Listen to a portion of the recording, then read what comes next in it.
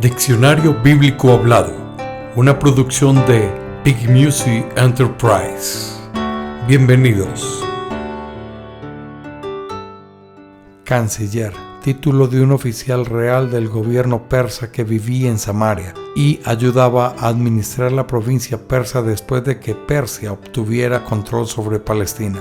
Los traductores españoles difieren en la manera de traducir el título, pero aparentemente se refiere a una gestión política más que a un orden militar y representa a un alto oficial, aunque no el más elevado de la provincia, que es el gobernador. Esdras 4, 8, 9 y 17. Candace en Hechos 8:27, reina de Etiopía, cuyo siervo se convirtió en el creyente en Cristo y a quien Felipe bautizó. Generalmente hay un consenso en cuanto a que Candace era un título más que un nombre propio, aunque su significado es incierto. Varias reinas de Etiopía utilizaron ese título. Canne, ciudad del norte de Siria que mantenía negociaciones comerciales con Tiro. Ezequiel menciona esta ciudad cuando emite una condena sobre Tiro. Ezequiel 27:23.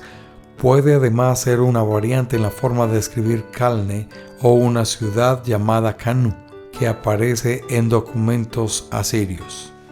Canela, especie utilizada para fabricar aceites fragantes. Dicho aceite se utilizaba para ungir el tabernáculo de reunión en el desierto. Éxodo 30:23. Formaba parte del lucrativo negocio internacional de especias. Apocalipsis 18:13. Cantar de los Cantares, colección de poesía romántica que constituye el 22º libro del Antiguo Testamento, título hebreo. Cantar de los Cantares de Salomón. Da a entender que se trata de una selección de los mejores cantos y que de alguna manera se relaciona con Salomón, autor y fecha. Si bien el título parece mencionar a Salomón como autor, la frase hebrea también puede significar para o sobre Salomón. Salomón o rey se menciona varias veces en el libro. Cantares 1:1, 4:5, en el 12, 3, en el 7, 9, 11 del mismo capítulo 3, en el capítulo 7, versos 5, 8, 11 y 12. Pero los eruditos no tienen certeza en cuanto al autor. Una antigua tradición rabínica, Baba Batra, le atribuye cantares a Ezequías y sus escribas. Proverbios 25:1. De manera similar, es difícil establecer la fecha del libro según la evidencia interna. Algunos eruditos se fundamentan en aspectos lingüísticos y afirman que se escribió en una época muy posterior a Salomón. Dichos aspectos incluyen el uso de expresiones vinculadas con el arameo y la presencia de ciertas palabras tomadas de idiomas extranjeros. Pardes del persa, huerta, Cantares 4:13, apirión del griego, foreión, carroza, o a través del arameo, cama con dosel, Cantares 3:9. Otros argumentan que tales usos lingüísticos y palabras tomadas de otros idiomas pueden remontarse a otros tiempos de Salomón o simplemente reflejar la fecha de la edición final del libro. Canon e interpretación. Dado su lenguaje erótico y la difícil interpretación, los rabinos cuestionaron la inclusión del Cantar de los Cantares en el canon.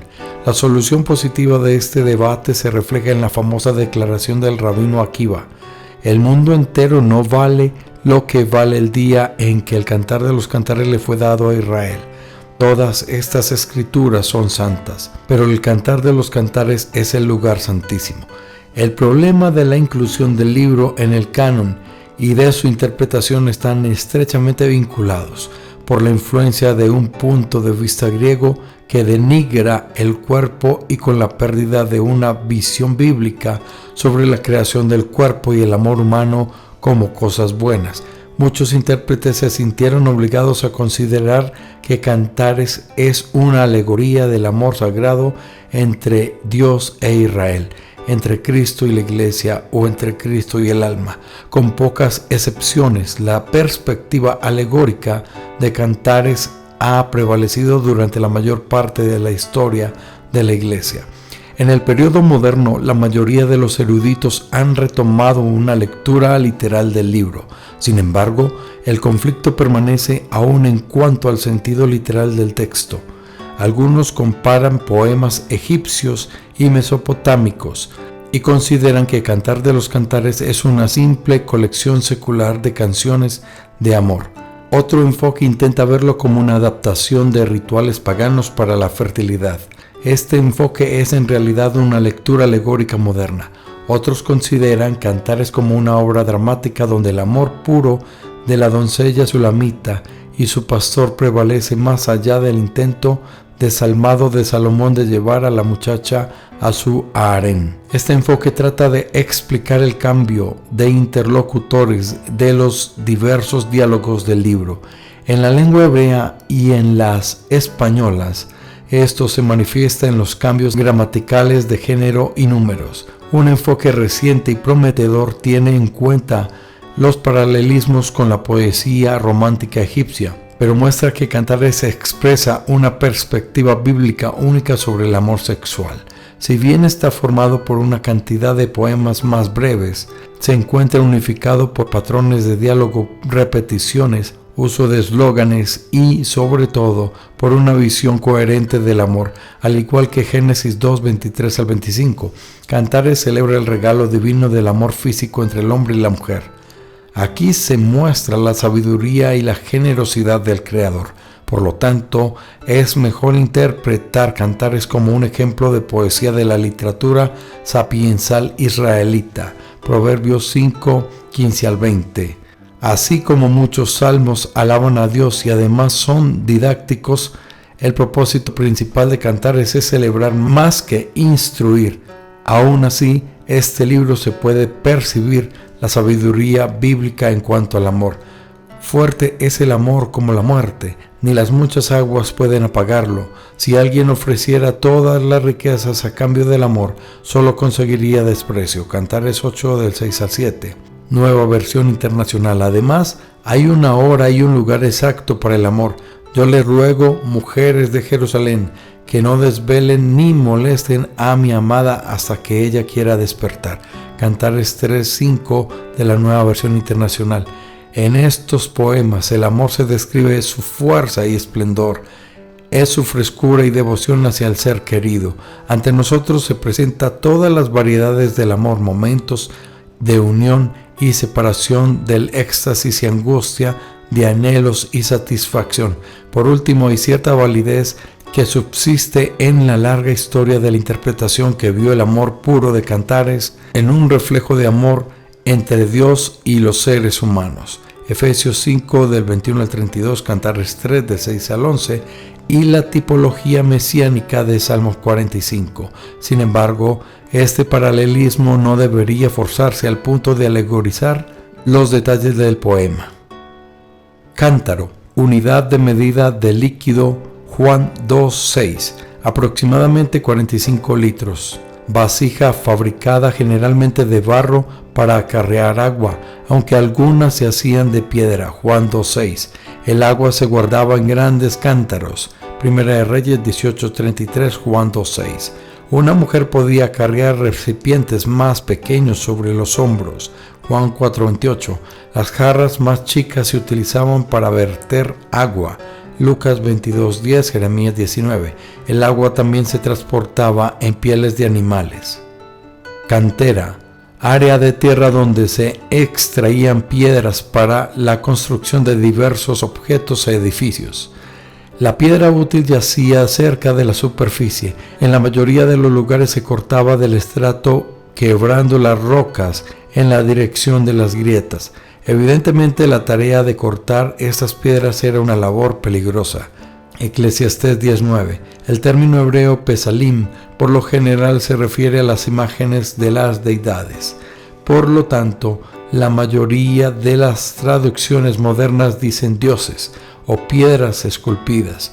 Esta última expresión posiblemente se refiere a la piedra conmemorativa de Josué. Josué capítulo 4. Las traducciones modernas utilizan cantera en Primera de Reyes 6:7 para hacer más explícita la intención de la lectura, más literal de La Reina Valera de 1960. Cántico gradual. Frase usada en los títulos de 15 salmos, Salmos 120 al 134. Las traducciones en lenguaje actual utilizan la frase cántico para las peregrinaciones. Si bien el origen de la frase no es claro, el punto de vista generalmente aceptado es que el término hebreo Ma'alot, ascensos, es una referencia a los peregrinos que subían a Jerusalén para los 3 festivales ordenados en la ley, Salmos 42.4, 122.4. Jerusalén estaba rodeada de montañas, Salmos 121.1, 125.2, 133.3. Por lo tanto, los peregrinos literalmente tenían que ascender. Se presume que en tales ocasiones se cantaban estos salmos, Isaías 30.29, Salmos 132.7. Otros han sugerido que ascensos es una referencia a la melodía ascendente de los salmos, a la forma poética escalonada de algunos salmos o a los escalones sobre los cuales los levitas interpretaban música en el templo. La tradición judía relaciona el título con los 15 escalones que conducían desde el atrio de las mujeres hasta el atrio de Israel en el templo. Caña de medir. La caña de medir de Ezequiel era una vara de aproximadamente 3 metros de largo utilizada para tomar medidas. Ezequiel 43, 5 y 8. Apocalipsis 21, 15 y 16. Caos. Transliteración de la palabra griega. En el Antiguo Testamento varias palabras hebreas comunican la idea de carcelero, cuidador de la prisión, Hechos 16:23. Karkor, nombre geográfico que significa suelo llano blando, aldea montañosa de la región del oriente de Galaad durante el periodo de los jueces. No se ha determinado el sitio exacto. Gedeón y los 300 israelitas lanzaron el segundo ataque sorpresivo sobre los madianitas de Karkor, según Jueces 8, 10 al 11. Seba y Salmuna, 2 líderes madianitas, estaban acampando en Karkor con 15,000 soldados cuando Gedeón los atacó y los derrotó por completo. Carea, nombre de persona que significa calvo, padre de Joanán y de Jonatán, durante la época de Jeremías. Jeremías 48, 13, 15, 16, 41, 11, 13, 14, 16, 42, 1, 8, 43, 2, 4, 5, Segunda de Reyes 25, 23. Carisim, nombre geográfico que significa Valle de los Artesanos, miembro de la genealogía de Judá, y Caleb, que aparece en Primera de Crónicas 4:14, lista que a menudo incluye nombres de lugares. En una lista se encuentra registrado como lugar donde vivieron los miembros de la tribu de Benjamín en época de Nehemías. Nehemías 11:35. Esto podría indicar que en alguna oportunidad los descendientes de Judá y Caleb habían ocupado parte del territorio de Benjamín. Aparentemente se encuentran ubicados cerca de Lot, en el territorio asignado a Benjamín, aproximadamente 50 kilómetros al noreste de Jerusalén. Carmel, Carmelo, nombre geográfico que significa parque campo fructífero, aldea del territorio asignado a la tribu de Judá. Josué 15:55. El rey Saúl erigió un monumento en ese lugar después de derrotar a los amalecitas. Primera de Samuel 15:12. Es el lugar donde Nabal trató a David y a sus hombres en forma irrespetuosa y desconsiderada, acción que finalmente dio como resultado la muerte de Nabal y el casamiento de David con su viuda Abigail. Primera de Samuel 25 del 2 al 40. La aldea es la moderna Kirbet el Kirmil, ubicada a 11 kilómetros al sur de Hebrón. Carmelito, habitante de Carmel. Carmi, nombre de persona que significa mi viña, hijo de Rubén, Génesis 46:9, y en esa consecuencia antepasado inicial de una familia de la tribu de Rubén, números 26:6, padre de Acán, Josué 7:1, hijo de Judá, Primera de Crónicas 4:1. Carmita, miembro de la familia de Carmi, números 26:6. Carnal, cualquier cosa que esté relacionado con los apetitos y los deseos de la carne o los deseos mundanos en lugar de los piadosos o espirituales. La naturaleza humana básica es carnal, vendida al pecado y en consecuencia vive en el reino de la muerte y es incapaz de cumplir la ley espiritual de Dios. Romanos 7:14. La gente anda en la carne o en el espíritu, lo cual conduce respectivamente a la muerte o a la vida. La persona carnal es hostil a Dios, incapaz de agradarle. Romanos 8 del 1 al 11. Jesucristo en la carne venció la condenación y la carnalidad para ofrecer la libertad de vida del Espíritu. Pablo dijo que los gentiles habían recibido del evangelio espiritual a través de los judíos y que, por lo tanto, debían servir para suplir las necesidades carnales o materiales de estos últimos. Romanos 15:27, 1 Corintios 9:11. Aún los miembros de la iglesia pueden ser carnales y comportarse como bebés en Cristo, tal como lo expresó Pablo al escribir a los Corintios. 1 Corintios 3 del 1 al 4. Dichos creyentes se tienen celos y pelean entre sí. Los cristianos deben resolver sus problemas con armas diferentes. 2 Corintios 10:4. Estas armas sirven para cumplir con los propósitos de Dios, para destruir los argumentos y las divisiones humanas y para dar gloria a Cristo. Hebreos enseña que Cristo tenía una clase de sacerdocio diferente al de los sacerdotes judíos. Estos siempre habían realizado sus servicios sobre la base de los mandamientos escritos para suplir necesidades carnales. Cristo sirvió sobre la base de su vida, que era indestructible y eterna. Hebreos 7:16. En el 9:10, el escritor de Hebreos deja en claro la naturaleza carnal de la ley. Estaba conformada por mandamientos correspondientes al orden antiguo que se trataba asuntos externos. En cambio, Cristo se ocupó de las cuestiones espirituales, de la redención eterna, la santificación, la limpieza y la vida eterna. Utilizando las mismas palabras griegas, sarkikos, Pedro emitió un grito de batalla en contra de los deseos carnales, a fin de que la gloria fuera para Dios y que la gente pudiera ser atraída hacia su santa manera de vivir. Primera de Pedro 2:11. Carne. En el contexto bíblico, la palabra carne tiene una amplia variedad de matices que, en un marco moderno, podría traducirse piel, alimento, pariente, ser humano y naturaleza pecaminosa. No obstante, en las lenguas originales, todos estos términos aparentemente no relacionados entre sí se expresan por medio de la misma palabra. Basar en hebreo y sarx en griego, debido a la evidente flexibilidad de la palabra.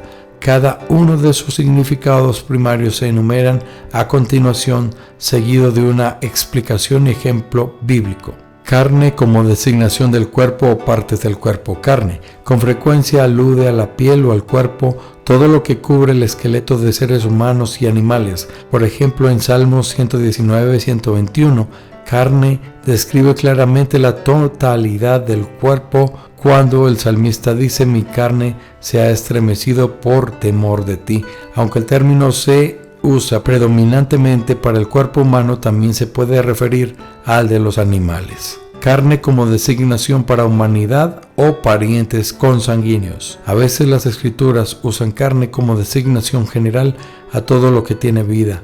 En Génesis 6:17, Dios advierte que el diluvio sobre la tierra destruiría toda carne. Esto incluía animales y seres humanos por igual. En un sentido poco más limitado, carne puede referirse a la humanidad como un todo. Carne como designación para la naturaleza pecadora. En el Nuevo Testamento, especialmente en las cartas paulinas, carne toma un sentido teológico especial. Pablo lo usa para referirse a la naturaleza humana caída que es incapaz de alcanzar las expectativas santas de Dios. Romanos 7:5, 18, 8:3 al 9, Gálatas 3:3. En este sentido, carne es el mero esfuerzo del hombre, simple esfuerzo humano sin el poder del Espíritu Santo.